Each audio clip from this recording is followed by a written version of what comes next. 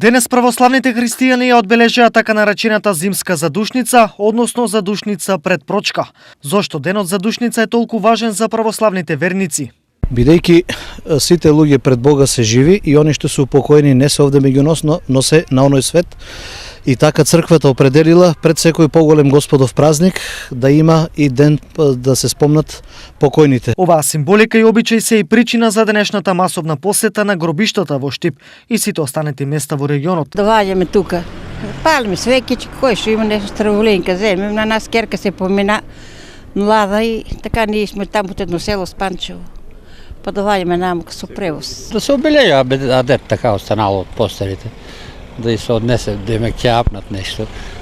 И ради тоа. Ако денес верниците направиле некаков пропуст, на што идниот пат треба да внимаваат, почитувајќи го овој ден.